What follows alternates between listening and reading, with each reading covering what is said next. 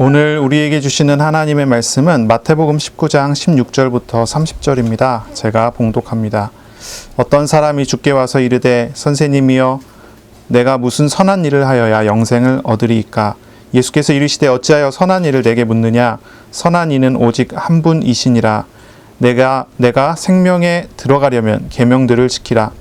이르되 어느 계명이오니이까? 예수께서 이르시되 살인하지 말라, 간음하지 말라, 도둑질하지 말라, 거짓 증언하지 말라, 부모를 공경하라, 내 이웃을 내 자신과 같이 사랑하라 하신 것이니라.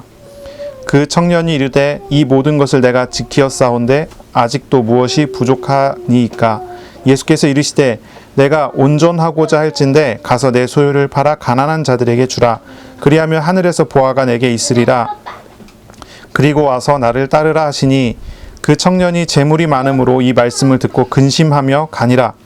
예수께서 제자들에게 이르시되 내가 진실로 너희에게 이르노니 부자는 천국에 들어가기가 어려우니라. 다시 너희에게 말하노니 낙타가 바늘 귀로 들어가는 것이 부자가 하나님의 나라에 들어가는 것보다 쉬우니라 하시니 제자들이 듣고 몹시 놀라 이르되 그렇다면 누가 구원을 얻을 수 있으리이까? 예수께서 그들을 보시며 이르시되 사람으로는 할 수 없으나 하나님으로서는 다 하실 수 있느니라. 이에 베드로가 대답하여 이르되 보소서 우리가 모든 것을 버리고 주를 따랐사온데 그런즉 우리가 무엇을 얻으리이까? 예수께서 이르시되 내가 진실로 너희에게 이르노니 세상이 새롭게 되어 인자가 자기 영광의 보좌에 앉을 때에 나를 따르는 너희도 12 보좌에 앉아 이스라엘 12지파를 심판하리라.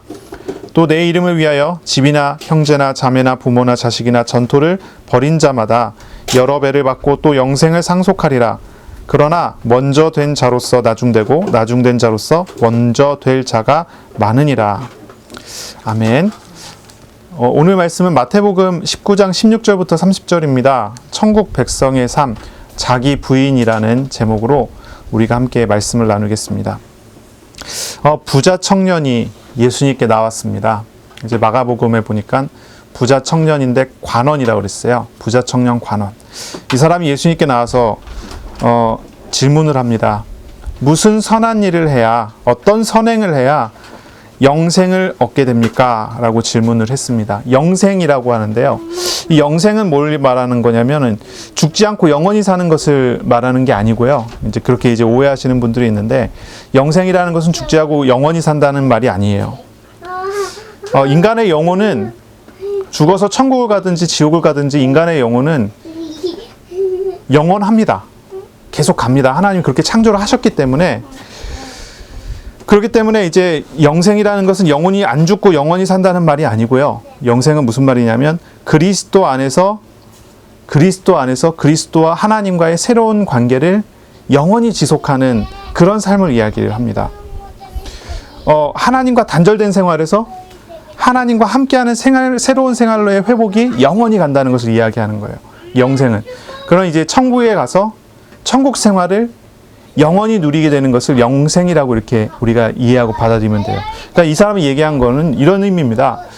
어떻게 선행을 하고 어떤 선행을 하여야 내가 천국에 들어가서 천국 생활을 할 수 있겠습니까? 이런 질문인 거예요. 이 부자 청년은요, 스스로를 생각하기를 나는 많은 선행을 했다는 것입니다. 많은 선행을 했고 많은 선한 일들을 해왔기 때문에 나는 영생을 얻어야 되는데 자기가 영생을 얻기에 뭔가 많이 부족하다는 거예요. 그래서 예수님께 나와서 질문하는 거예요. 선생님이요 어떻게 영생을 얻을 수 있습니까? 근데 이 질문에 대해서 예수님께서 어떻게 대답하시냐면 선한 행위는 오직 선하신 하나님께만 있다고 이야기를 해요. 선한 행위는 오직 하나님께만, 선하신 하나님께로서만 나온다고 대답을 해요. 이 부자 청년은요, 자신이 선한 일을 많이 했다고 주장하지만 예수님께서는 이 부자 청년이 한 선한 일이 진짜로 선한 일은 아니다라는 얘기를 하시는 거예요. 그러면서 예수님께서는 말씀하시기를 계명을 지켜라 말씀하셨단 말이에요. 10계명, 계명을 지켜요. 그럼 어떤 계명을 지켜야 합니까? 어떤 계명을 지켜야 합니까?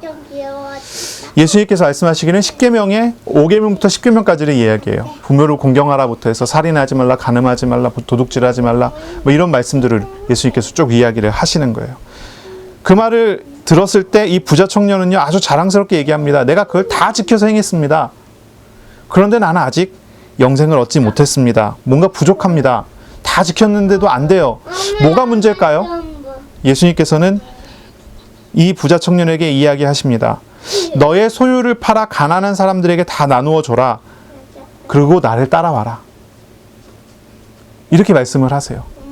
그 말에 이 부자 청년은 자기가 재물이 많기 때문에 근심하며 돌아가게 됩니다. 그러면 이제 다시 우리가 생각을 해봐야 돼요. 이 부자 청년은요, 자기가 모든 10계명을 다 지켜왔고 다 지켜서 행했다고 얘기를 했어요. 그랬더니 예수님께서는 본질을 딱 찌르신 거예요. 너가 정말로 잘 지켜서 행했느냐? 이웃을 사랑하라고 하는 그 말을 지켜서 행했느냐? 정말로 지켜서 행했다면 너가 가진 소유를 다 가난한 사람들에게 나눠줄 수 있느냐? 이 부자 청년이 마음에 걸림이 됩니다. 자기는 지금까지 다 지켜서 행했다고 생각했는데 자신의 재물을 나눠주라고 하니까 나눠줄 수가 없는 거예요. 이 십계명의 요약이 무엇입니까? 하나님을 사랑하라 하는 것과 너의 이웃을 너의 몸과 같이 사랑하라고 이야기한 거잖아요. 예수님께서 이 부자 청년에게 너가 해야 되는 선행이라고 하는 것은 너의 이웃을 너의 몸과 같이 사랑하는 것이다라고 이야기했는데 이 부자 청년은 나는 내 이웃 다 사랑했어요. 이렇게 대답했단 말이에요. 그래? 정말로 그렇다면 너의 소유를 나눠줘 라고 얘기하셨는데 그 말을 받지 못합니다. 다시 말해서 이 부자 청년은요, 모든 선한 일을 다 한 것처럼 보였지만 본질적으로는, 마음으로는 진짜 선한 일을 하지 않았다는 거예요. 이런 말을 하게 됩니다. 이 부자 청년은요, 그때 깨달은 겁니다. 아, 내가 한 선행이 부족했구나. 어떤 게 부족합니까? 겉으로는 많은 선행을 했지만 마음으로는 선행을 하지 않았다는 거예요. 하나님은 외모를 보시지 않죠. 하나님은 중심을 보십니다. 중요한 건 이 중심이라는 거예요. 중심.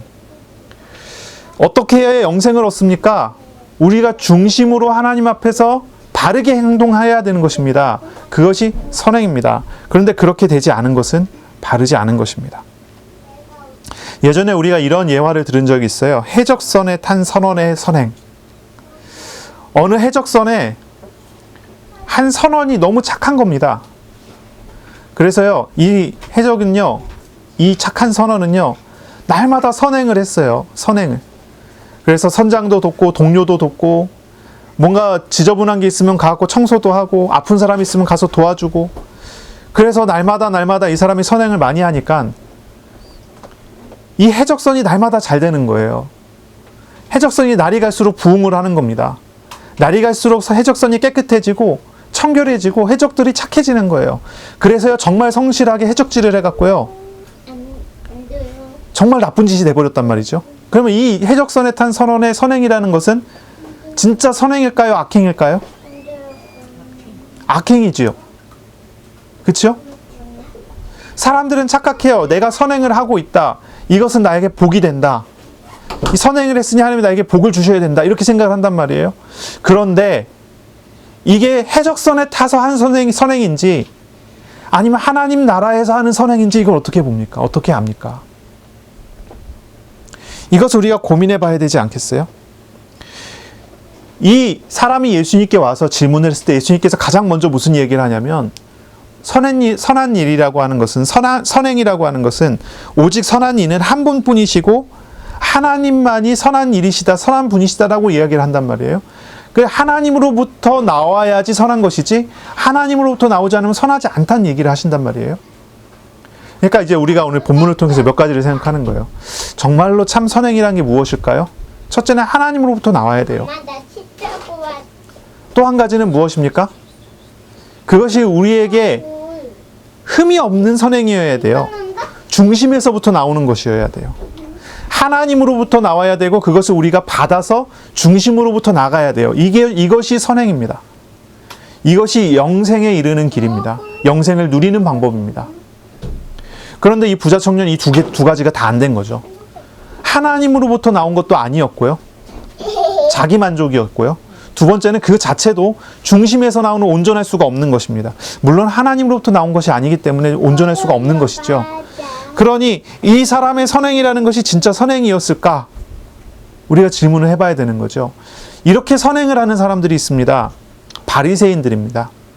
이 바리새인들은요, 성경에 나온 그대로 했습니다. 율법에 나온 그대로 했습니다.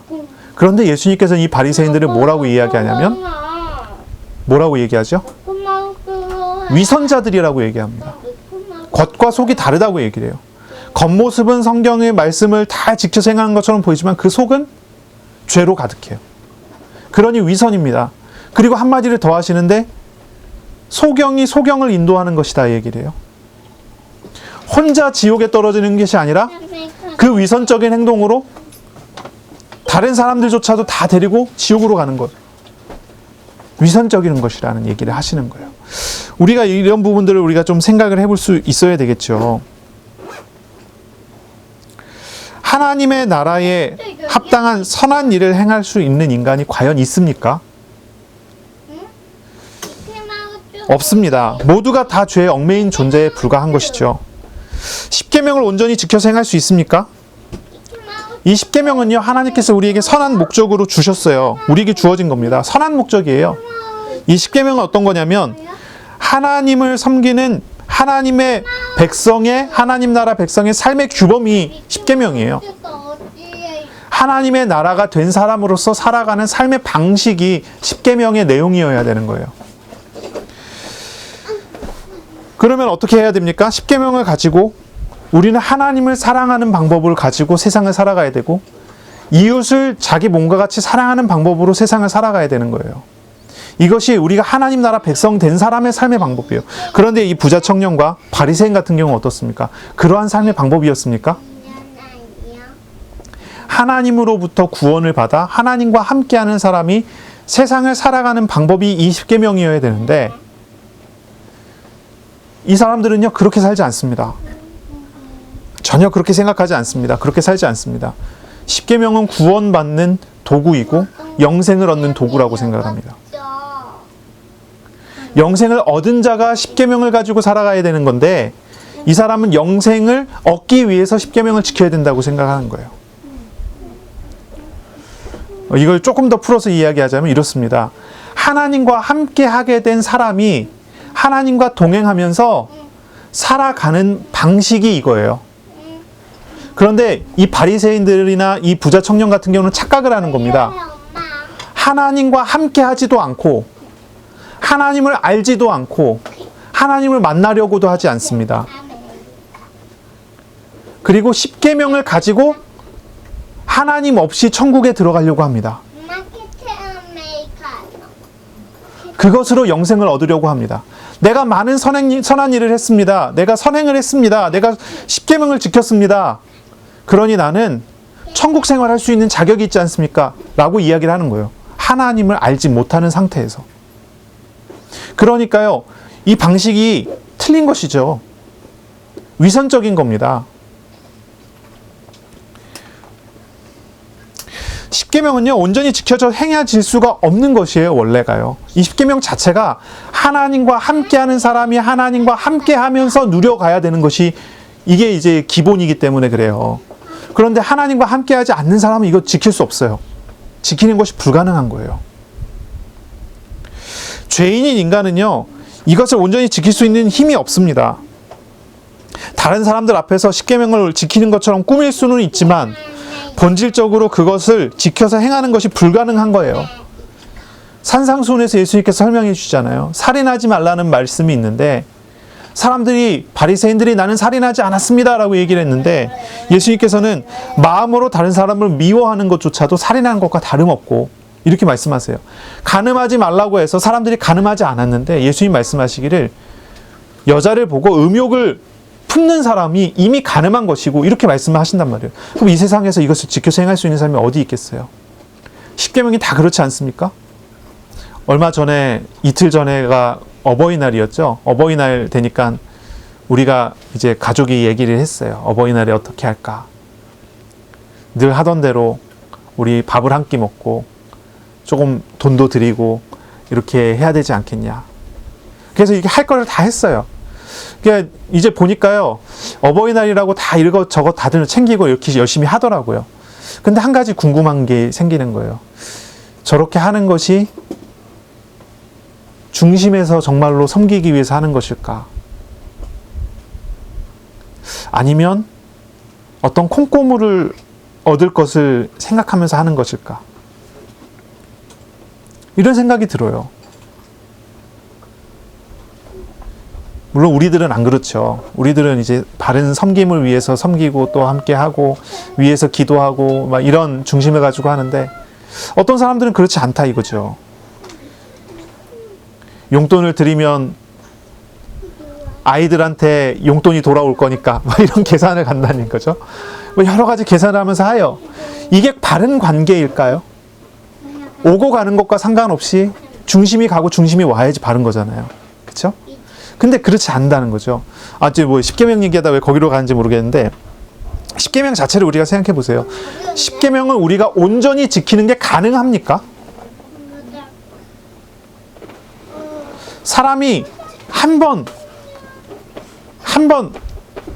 미워하는 마음을 안 품고 살 수 있어요? 사람이 한 번 거짓말 안 하고 살 수 있습니까? 그 마음의 중심에 거짓된 것이 없는 삶을 사는 사람이 세상에 어디에 있겠어요? 이 땅을 떠나기 전까지는 불가능하잖아요.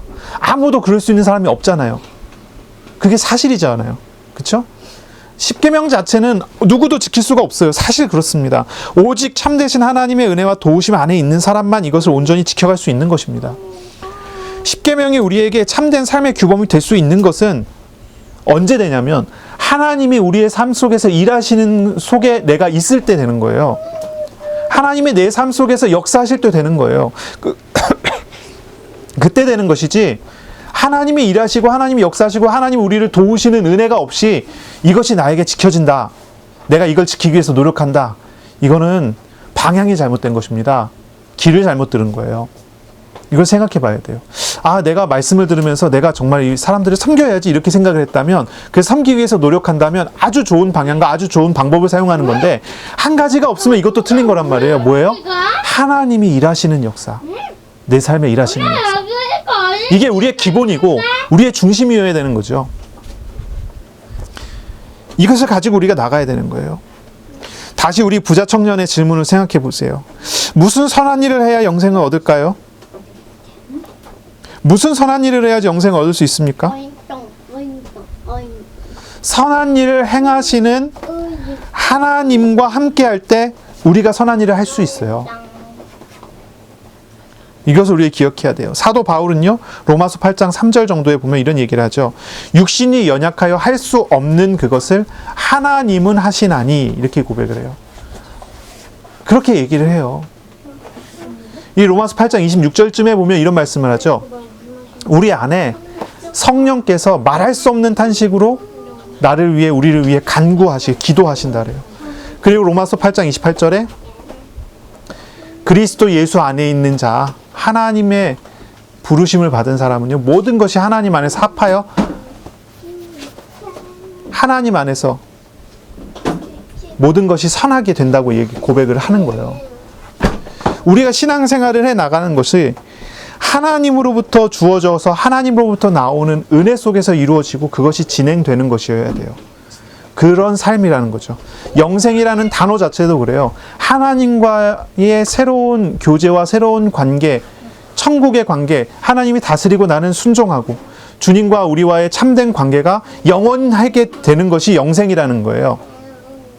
그리고 그 영생의 삶을 살아가는 방법조차도 하나님을 만나서 하나님의 주권 속에서 우리가 나아갈 때 되어지는 것이죠.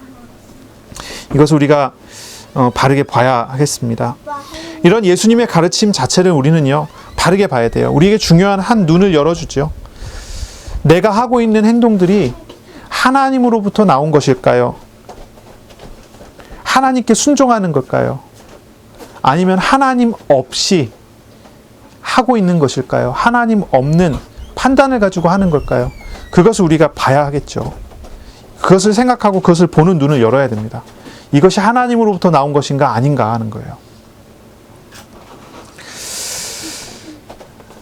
예수님께서 제자들에게 가르치죠.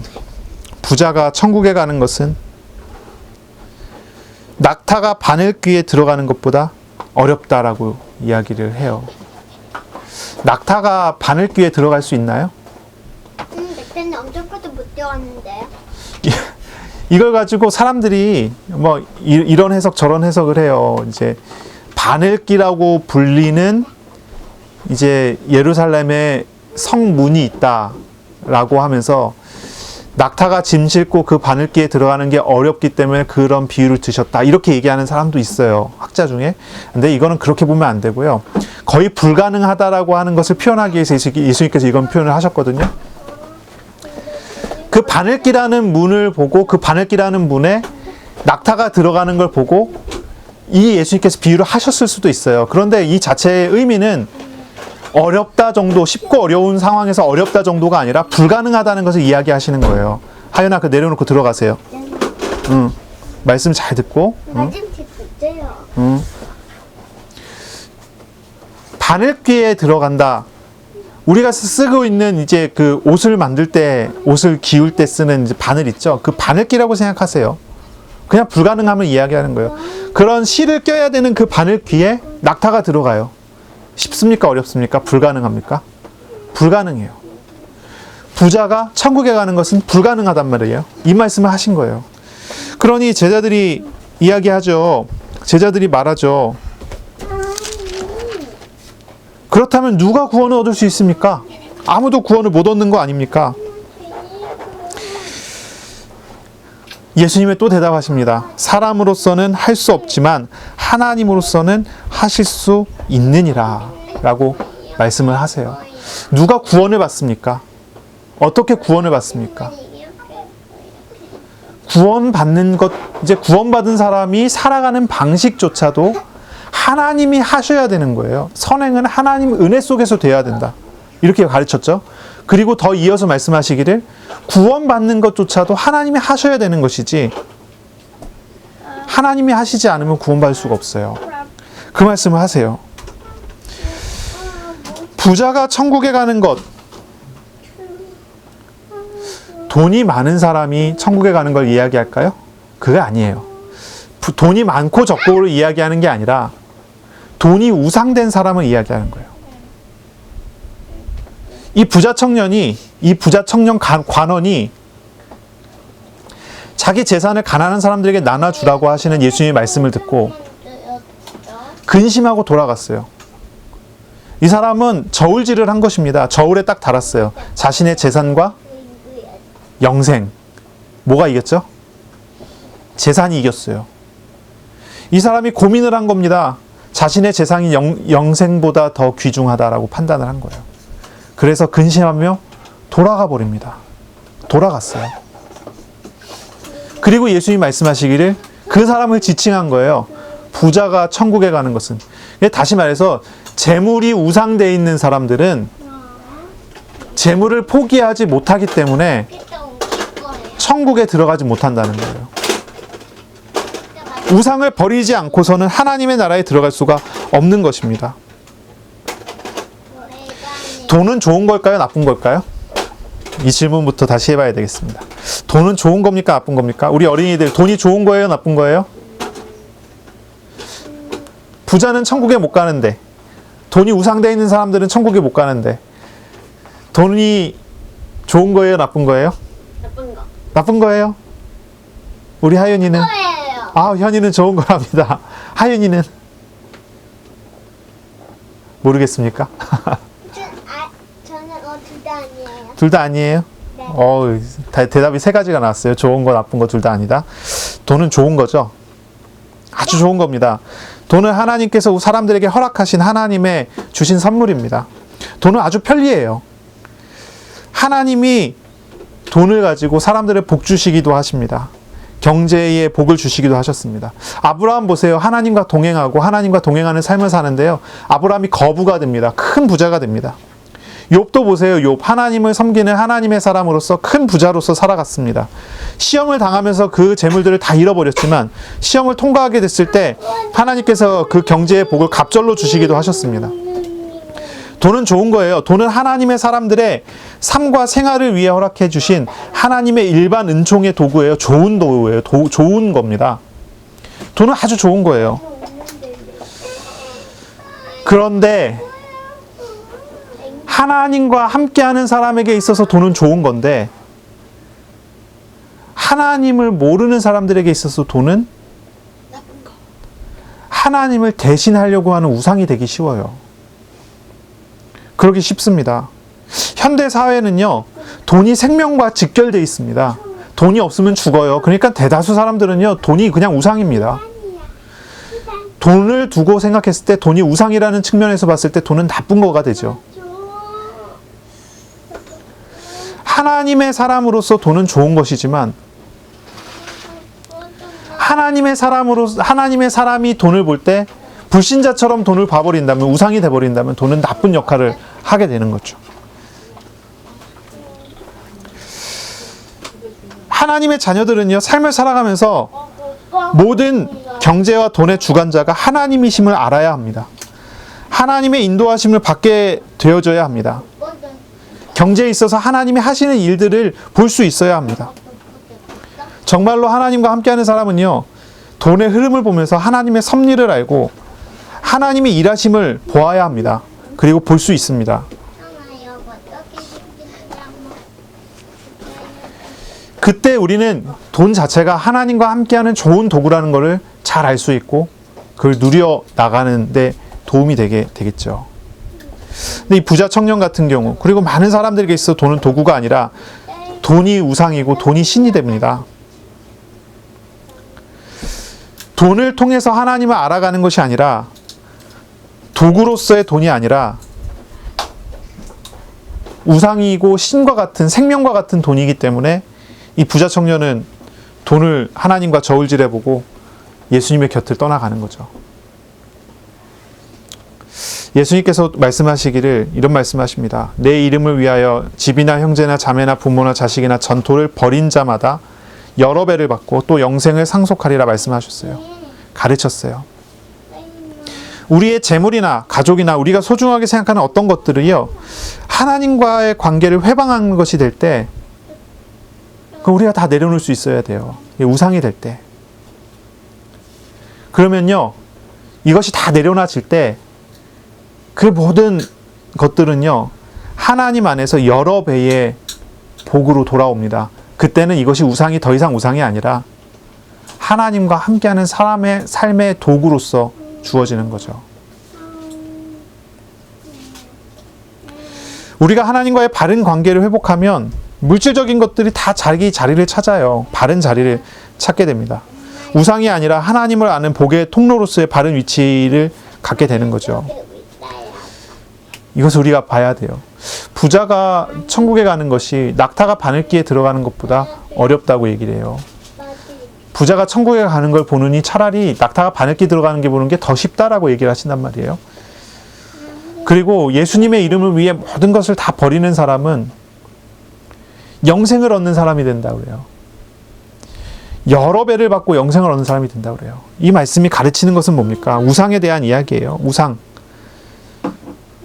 예수님의 가르침 자체는요, 우상을 버리라는 말씀이세요. 그리고 하나님께 나오라는 말씀이세요. 영생은, 천국의 삶은요, 우리의 창조자이시며 구원자이신 우리 하나님 안에, 예수 그리스도 안에 있기 때문입니다. 그러므로 우리는요, 죄와 우상을 버리고 그리스도를 따라가는 그러한 삶의 삶을 살아갈 수 있어야 됩니다. 천국의 백성은요, 제자는요, 자신의 우상과 죄를 버릴 때 하나님을 얻게 됩니다.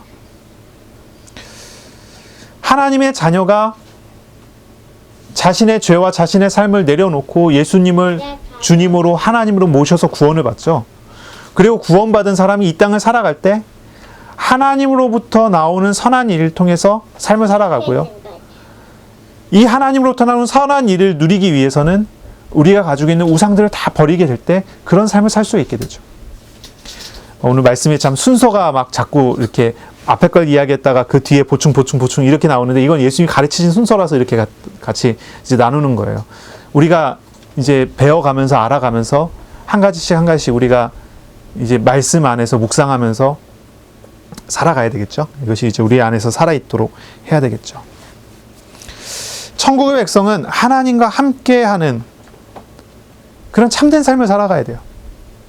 그리고 그런 삶은 우리가 우상을 내려놓고 하나님이 하시는 일 속에 내가 나아갈 때 누려지게 되는 거죠. 그리고 이제 베드로가 이 말씀을 다 듣고 또 질문을 합니다. 뭐라고 하냐면 이런 질문을 해요.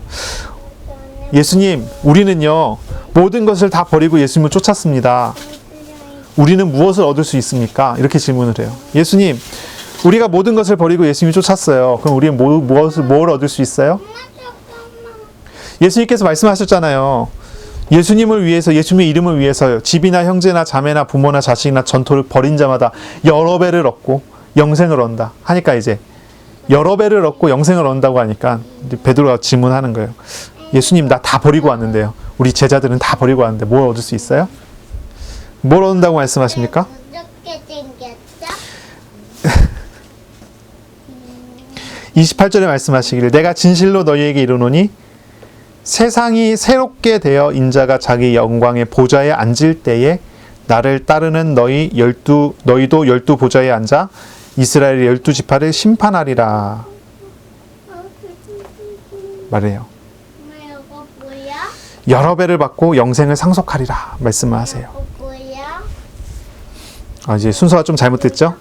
베드로가 먼저 질문을 하고 예수님께서 대답을 하시는데, 이제 모든 것을 버린 자가 여러 배를 받고 영생을 상속하리라 이렇게 말씀하셨어요. 사실 이제 예수님께서 이 질문을 들으셨을 때, 예수님 입장에서, 하나님 입장에서 봤을 때 제자들이 모든 걸 다 버리고 온 것처럼 보일까요? 한번 생각을 해보세요. 사실 이제 이 제자들이 다 버리고 왔어요. 그거 사실이에요. 부모도 버리고 집도 자매도 모든 것 다, 땅도 버리고 예수님 쫓아왔어요. 다 내려놓고 왔죠. 근데 완전하지는 않아요. 왜냐하면 이 사람들의 삶을 보면요, 계속 싸우잖아요. 욕심을 가지고 계속 갈등하잖아요. 그렇죠? 그리고 예수님 앞에서도 계속 주도권 싸움 하잖아요. 누가 예수님 오른편에 앉아야 되냐, 뭐 이런 거 가지고도 싸우고, 자기 주장을 계속 합니다. 내려놓지 않아요. 자기 자신을 내려놓지 않습니다. 모든 것을 버리고 오긴 했는데 다 버리지는 않았어요. 나중에 예수님 십자가에 달리시고 죽으셨을 때 베드로가 떠나서 갈릴리로 가서 자기가 버려둔 배를 찾아놓고 거기서 다시 어부를 하잖아요. 그러니까 베드로가 버린 겁니까? 잠시 내려놓은 것입니까? 다시 돌아가잖아요. 그러니까 완전히 버렸다고 보기에 어려운 부분들이 있어요. 그런데 우리 예수님께서는 이들을 오히려 격려해 주시고 도와주십니다. 하늘나라의 복을 말씀하세요. 영생을 말씀하세요. 이거는 뭐냐면, 이제 하나님의 자녀된 사람에게 하나님께서 보이시는 하나님의 은혜의 어떤 모습이죠. 하나님의 은혜의 모습이죠. 하나님 자녀된 사람에게 보이시는 하나님의 은혜의 모습. 아브라함에게도 그랬어요. 모세에게도 그렇게 했어요. 많은 부분에 부족해요. 주님 부르심을 받아 다 버리고 떠났습니다. 아브라함도 그랬습니다. 그런데 뭔가 부족해요. 떠나서 하나님 가라고 하는 곳에 갔지만 그곳에서 다 버리지 못해서 조카 롯도 데리고 가고, 다 버리지 못해서 여러 계산 속에서 행동을 여러 번 합니다. 불신앙의 일들을 계속하죠. 하지만 우리 하나님께서는 책망하시지 않고 인내하시고 격려하시고 기다려주시고 결국은 믿음의 조상이 되게 하셔요. 모세도 많이 부족했지만 하나님이 함께 하시면서 모세에게 힘주시고 격려하시고 결국은 광야 40년을 살아내게 하시고 가나안 땅에 들어갈 준비를 마치게 하셨죠. 우리가 가지고 있는 여러 부족함에도 불구하고 우리 하나님께서는 우리를 부르시고 우리와 함께 하십니다. 우리 주님께서는 승리의 자리에서 우리에게 승리를 누리게 하시고 영원히 주님과 함께하는 복을 우리에게 주시는 겁니다.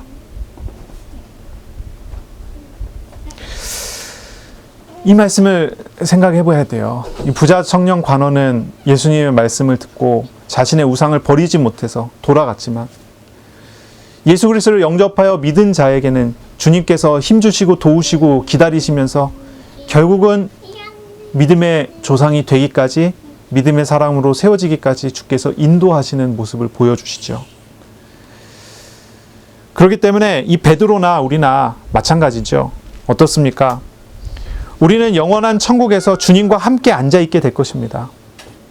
앞으로 우리는요, 세상이 새롭게 될 때에 우리는 영원한 천국에서 주님과 함께 있게 될 것입니다. 이것이 우리가 받을 축복이죠. 그리고 또한 우리는요, 주님 안에서 여러 배를 받고 영생을 상속하는 사람이 될 것입니다. 이게 우리에게 주어진 축복이죠. 이게 우리에게 주어진 은혜입니다. 하지만 뭐야? 한 가지를 더 이야기하십니다. 그러나 하면서 30절입니다. 먼저 된 자로서 나중되고 나중된 자로서 먼저 될 자가 많으니라. 갈릴리 출신, 어부 출신 베드로는 영생을 얻었고 천국을 누리게 되지만 부유한 부자 청년 관원은요, 영생을 얻지 못합니다. 왜냐하면 영생을 얻는 것 자체가 하나님의 일이기 때문이죠. 사람의 일이 아니고 하나님의 일이기 때문이에요. 하지만 지금은 먼저 된 제자들이 자랑할 것이 없습니다. 자랑할 수 없습니다. 왜냐하면 이 모든 것이 제자들의 공로로 된 것이 아니라 오직 주님의 은혜로 된 것이기 때문이죠.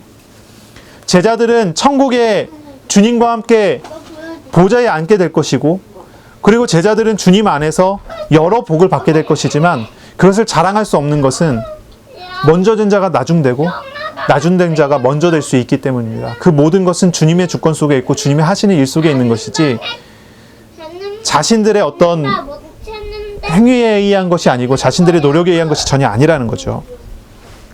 그렇기 때문에 우리는 교만하지 않아야 돼요. 하나님이 하실 일들을 보고 우리 자신을 내려놓을 수 있어야 됩니다. 돈을 다 나눠주고 예수님을 따라오라고 예수님 부자 청년에게 얘기했는데, 이 말씀은요, 이 부자 청년의 마음을 시험하는 가장 좋은 시험 문제였어요. 예수님께서는 그의 마음을 아셨기 때문에 이 말씀을 하신 거예요. 그의 마음에는 하나님과 함께하는 삶보다도 현재의 육신적인 즐거움이 더 크다는 것을 아셨기 때문에 예수님께서 그 시험을 이 부자 청년에게 하신 것입니다. 우리가 가지고 있는 우상들이 있어요. 우리가 가지고 있는 욕심과 우리가 가지고 있는 육신적인 어떤 많은 것들이 있습니다. 우리에게 어떠한 시험들이 올 거예요. 어떤 시험들이 있을 거예요. 우리가 지금 당장 갈등하고 고민하고 우리가 지금 당장 뭐랄까요? 심각하게 생각하게 될 만한 어떤 시험들이 있을 거예요. 아이들이 소리 지르고 뛰어다니는 것을 견디지 못하는 마음, 작은 그런 마음부터 시작해서 어떤 큰 시험까지 뭐 병에 걸렸다든지 아니면은 어떤 상황적인 문제 아니면 경제적인 문제, 많은 크고 작은 시험들이 우리 속에 있어요. 그리고 그 시험을 당할 때 우리는 우리 자신을 보게 됩니다. 우리 예수님께서 이 부자 청년에게 시험하셨던 그 장면을 우리가 생각하고 떠올릴 수 있어야 되겠어요. 무슨 의미일까요? 이 시험 자체를 두고 우리는 하나님의 나라, 하나님 나라의 백성으로서 이것을 어떻게 보아야 할지에 대한 고민이 우리에게 있어야 돼요. 그것이 있어야 돼요. 어떻게 봐야 되겠습니까? 어떻게 생각해야 되겠습니까? 하나님께로부터 나와야 하고요. 그것에 대한 우상이 있다면 버려져야 하고요. 하나님이 하시는 일들이 그 속에서 나타나도록 해야 되고요. 결국은 하나님께서 그 모든 일 속에 일하시고 나타내시는 응답들을 받아야 하고요. 그리고 그 응답을 받는다 하더라도 그것이 우리에게 있어서의 자랑거리가 아니라 하나님께 감사할 제목과 내용이 돼 있어야 하는 것입니다.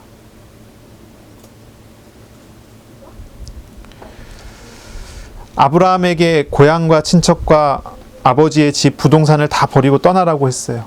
아브라함이 떠났습니다. 하지만 많은 것들을 또 가지고 갔어요. 롯도 데리고 가고요. 여러 계산 속에 갔어요. 그런데 그곳에서 있으면서 갈등과 시험이 올 때마다 이 아브라함은 먼저 불신앙을 했지만 하나님의 은혜 속에서, 하나님의 도우심 속에서 돌이키고 회개하고 하나님께 서잖아요. 롯과의 갈등이 일어났을 때 롯을 보내고, 롯은 좋은 땅으로, 그리고 자신은 척박한 땅으로. 하지만 하나님께서 하실 것을 믿으며 결정하고 결단 내리고 움직이죠. 그리고 아브라함이 그렇게 사랑하던 이스마엘을 떠나보낼 때도 마찬가지죠. 갈등과 시험이 일어났을 때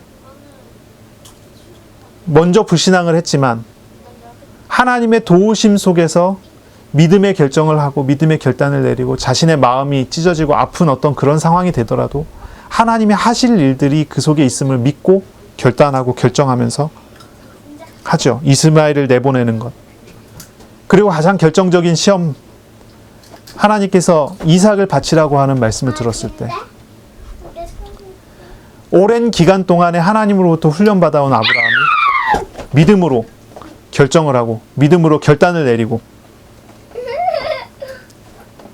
이삭을 하나님께 바치는 그런 믿음의 행동을 하게 되잖아요. 이 모든 것 보세요. 아브라함은요 그런 과정을 갔던 거예요. 이런 과정을 갔던 거예요. 어떠한 시험, 하나님께서 예수님께서 이 부자 청년을 시험하시듯이 하시는 그런 시험, 그런 시험이 아브라함이 나타났을 때 아브라함은 하나님의 하시는 하나님과의 교제 속에서 하나님께서 하게 하시는 그런 행동을 하게 되죠. 이것이 선행이라고도 하는 것이고 그런 행동을 하게 될 때 아브라함은 내려놓고 할 수 있었어요. 자신의 우상들을 내려놓고 하나님 앞에 할 수 있었죠. 그랬더니 보세요. 한 가지 과정들을 보세요. 아브라함이 가지고 있었던 우상이 뭡니까? 내가 세력이 부족하면은 다른 부족에 의해서 어려움을 당할 수 있지 않을까 해서 세력을 키워서 떠났는데 하나님 안에서 그 세력을 내려놔요. 롯을 보내고 그랬더니 아브라함은 더 큰 은혜 속에서의 세력을 갖게 되죠. 이스마엘을 내보내게 되고 이삭을 바치게 되고 하는 모든 과정 속에서 하나님으로부터 아브라함은 하나님과의 관계 속에서 모든 것이 선하게 행동으로 나타나게 했고요. 그리고 그 결과로서 이 아브라함은 놀라운 은혜의 축복들을 계속 받아 누리는 그런 삶을 살잖아요. 아브라함은요 평생을 버리는 훈련을 받았어요. 자기 자신을 내려놓고 자기 생각을 내려놓고 자기 우상을 내려놓는 그런 과정을 갔어요. 제가 오늘 제목을 천국 백성의 삶 자기 부인이라고 정했는데요. 자기 부인이라는 게 무엇입니까? 나 자신을 내려놓는다는 얘기예요. 내 생각을 내려놓고 내 마음을 내려놓고 나의 우상을 내려놓는다는 거예요. 우리 예수님께서는 우리에게 그것을 가르친 거예요. 제자들에게 이것을 가르친 거예요. 천국 백성은 어때야 됩니까? 어린아이와 같아야 돼요. 자기 생각과 자기 의견이 아니라 자기를 내려놓고 하나님 앞에 하나님 말씀 앞에 순종하는 것이 천국 백성의 생활이에요. 그리고 이웃을 섬길 수 있는 것이 천국 백성의 생활이에요. 용서할 정도의 사랑을 갖게 되는 것이 나 자신을 사랑하고 이웃을 사랑하는 그런 사랑을 하는 것이 천국 백성의 삶이에요. 우리 예수님께서는 이 부자 청년을 만나는 이 사건을 통해서 천국 백성의 삶을 가르치신 거예요. 순종이라는 것은 뭘 얘기합니까? 하나님 나라의 백성으로 답게 사는 것은 무엇을 얘기합니까? 자기 것을 내려놓는 거예요. 자기 우상을 내려놓는 거예요. 그리고 주님께서 하시고자 하는 일 속에 내가 서게 되는 거예요. 주님께서 하시고자 하는 그 역사 속에 내가 서게 되는 거예요. 네. 오늘은 참 우리 아이들이 말을 정말 안 듣고 소리 지르고 싸우고 떠들고 또 삐지고 그러네요. 그렇더라도 말씀을 잘 들으세요. 우리 어린이들도 말씀을 잘 듣고 말씀을 가지고 기도하고 하나님께서 말씀하신 대로 우리에게 일하시고 역사하시는 거기에 여러분들이 우리 어린이들도 쓰임받아야 돼요. 그것을 우리 주님께서는 선행이라고 얘기하시는 거예요. 선한 길이에요. 착한 일이에요. 그런 은혜를 받으세요. 이 모든 삶을 통해서 아브라함은 어땠습니까? 버린 것이 아니라 모든 것을 얻은 자의 삶을 살았습니다. 아브라함은 자신이 가지고 싶은 모든 것들을 다 버렸는데 그 버림을 통해서 아브라함은 하나님과 동행하는 삶을 살았고 하나님과 동행하는 그 삶 자체는요. 버린 것의 여러 배를 얻게 되어지는 축복이었어요. 단지 롯과 헤어졌을 뿐인데 하나님께서는 아브라함의 눈에 보이는 모든 땅을 아브라함에게 선물로 주세요.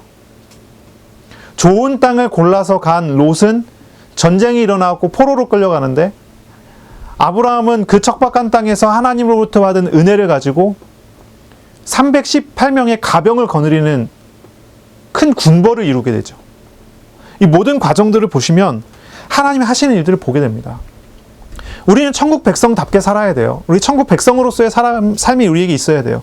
그리고 이 천국 백성의 삶은요, 자신을 버리는 것입니다. 우상을 버리는 것입니다. 그때 우리는 주님께 순종할 수 있고 주님이 하시는 선한 일 속에서 우리가 살아가게 되죠.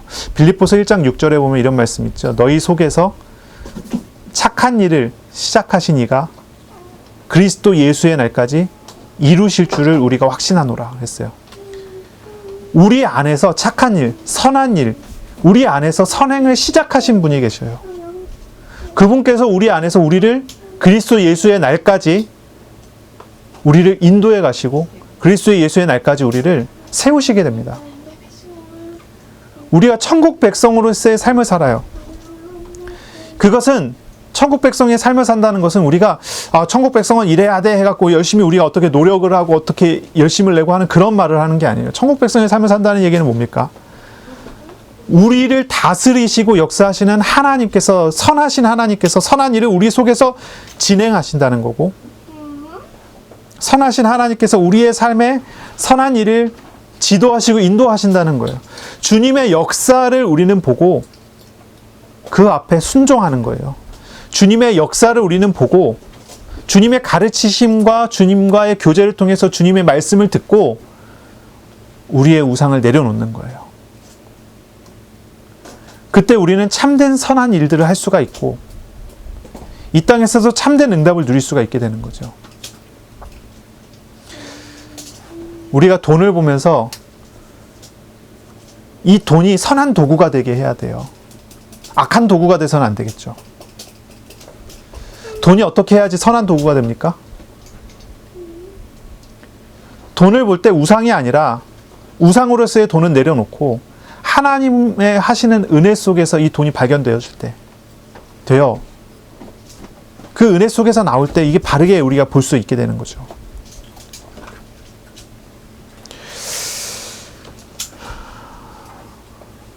우리가 그리스도 안에서 우상을 버리고 주님과 함께하게 됨을 우리가 얻어가고 누려갈 때 우리는요, 이 땅에서 여러 배를 얻고 영생을 상속받는 은혜를 우리는 누리게 됩니다. 주님 안에서 우리 예수님께로, 하나님께로 나아가시는 그런 시간, 그런 은혜를 누리는 한 주간이 되시길 바랍니다. 우리에게 오셔서 우리의 모든 삶을 주관하시고 우리의 삶을 섭리하시고 역사하시는 하나님 앞에 이번 한 주간도 온전히 서고 주님과 동행하는 은혜 누리시기를 바랍니다. 기도하겠습니다. 하나님, 천국 백성의 삶을 우리에게 가르치시니 감사합니다. 주님, 우리 가지고 있는 모든 우상과 죄악된 것들, 우리에 오신 하나님으로 말미암아 버려지고 주님과 함께하는 삶으로 우리가 나아갈 수 있기를 소원합니다. 주님, 우리 안에서 선행을 시작하셨사오니 우리가 이 세상 가운데서 주님의 뜻을 이루는 삶으로 나아갈 수 있게 하여 주옵소서. 영생을 얻은 자로서 영생을 누리는 한 주간이 되게 하여 주옵소서. 감사하며 예수님의 이름으로 기도합니다. 아멘.